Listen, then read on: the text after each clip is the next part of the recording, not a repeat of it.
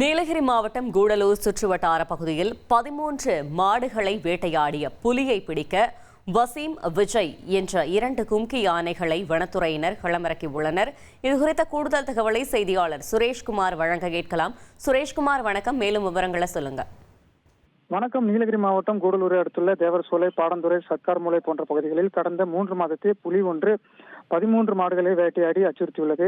இது சம்பந்தமாக தொடர்ந்து பொதுமக்கள் போராட்டம் நடத்தினர். புலியை கூண்டு வைத்து பிடிப்பதற்காக வனத்துறையினர் 4 இடங்களில் கூண்டு வைத்துள்ள நிலையில் 30க்கும் மேற்பட்ட இடங்களில் தானியங்கி அதிநவீன சென்சார் கேமராக்கள் பொருத்தியுள்ளனர். இந்த பணியில் 50க்கும் மேற்பட்ட வன ஊழியர்கள் மற்றும் முதுமலை புலிகள் காப்பகத்திலிருந்து சிறப்பு படை வரவழைக்கப்பட்டுள்ளன.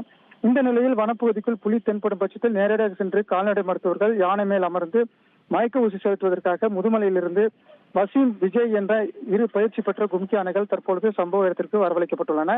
தொடர்ந்து 2 யானைகள் மூலமாக வனத்துறையினர் உள்ளே சென்று புலி நடமாட்டத்தை கண்காணிக்கும் பணியில் ஈடுபட்டு வருவதற்கான பணியில் ஈடுபட்டுள்ளனர். அவ்வாறு புலி தென்படும் பட்சத்தில் கால்நடை மருத்துவர் யானை மேல் அமர்ந்து அதற்கான மயக்க ஊசி செலுத்தி பிடிக்கப்படும் எனவும் வனத்துறையினர் தெரிவித்துள்ளனர். இனி செல்லும் இடமெல்லாம் செய்தி.